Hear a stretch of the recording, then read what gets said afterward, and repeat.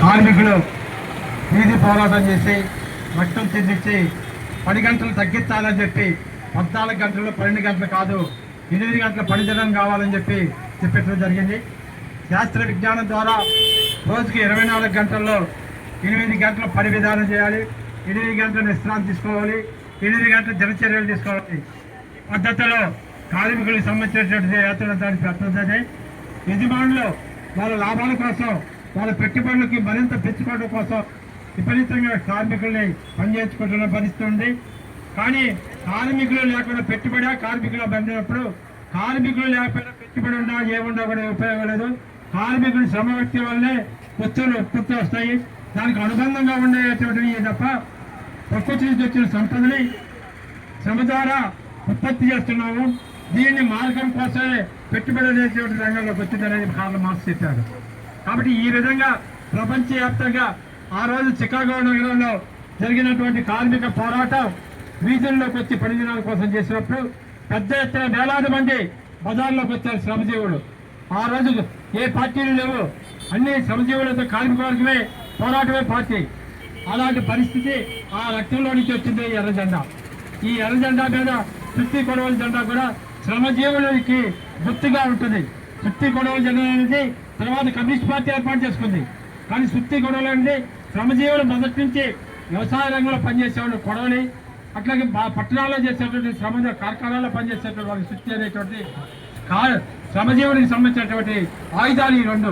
కాబట్టి ఈ రెండింటికి ఎర్ర జెండా మీద గుర్తు పెట్టుకొని ప్రపంచవ్యాప్తంగా కార్మిక వర్గం అంతా కూడా ఈ సుత్తి గొడవల జెండాతోటి ఎర్ర జెండాని గుర్తుగా చూస్తారు. ఇంకా కొంతమంది సుత్తి గొడవలు ఇష్టం లేకపోయినా ఎర్ర జెండాని పెట్టుకుంటున్నారు. ఎందుకంటే ఎర్ర జెండా తప్ప ప్రత్యామ్నాయం లేదు. ఈ ఎర్ర జెండా మనిషిలో ఉండేటువంటి రక్తం, మన శరీరంలో ఉండే రక్తమే మళ్ళీ పనిచేస్తుంది. మన శరీరంలో రక్తం లేకపోతే మనం చచ్చిపోయినట్టే. కాబట్టి మనిషిలో ఉండేటువంటి రక్తం జీవితానికి సంబంధించినటువంటిది, దాన్ని శ్రమ చేసేటువంటి పరిస్థితి. ఇలాంటి ఒక చారిత్రకమైనటువంటి పరిస్థితిలో కొన్ని వేల సంవత్సరాల నుంచి మనిషి పరిణామ క్రమంలో పోరాటాల ద్వారా సాధించుకునే. అలాగే భారతదేశంలో కూడా బ్రిటిష్ వారికి వ్యతిరేకంగా పోరాటం చేశారు. కార్మిక వర్గ పోరాటాలు, రైతాంగ పోరాటాలు బ్రహ్మాండంగా జరిగినవి.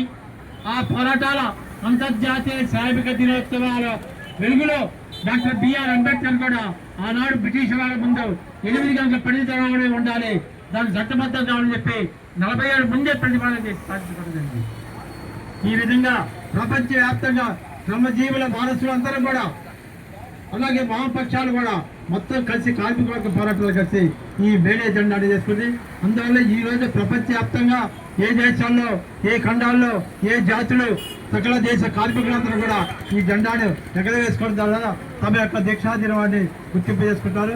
ఈ రోజు మన ఒంగోలులో ఉన్నటువంటి మంచి పుస్తకం కార్యాలయం వద్ద అన్ని ప్రజా సంఘాలకు సంబంధించినటువంటి మిత్రులు, శ్రామిక వర్గానికి సంబంధించినటువంటి అభిమానులు, ప్రజా ఉద్యమకారులు అందరూ కలిసి గౌరవంగా ఈ సమాజంలో భారత రాజ్యాంగం ప్రకారం కార్మిక వర్గానికి హక్కులు సాధించుకోవాల్సిన అవసరం ఉంది. ఈ పద్ధతిలో మనం ఇప్పుడు ఈ మేడే జెండాను ముందుగా మనం ఆవిష్కరించుకోవాల్సిన అవసరం ఉంటుంది.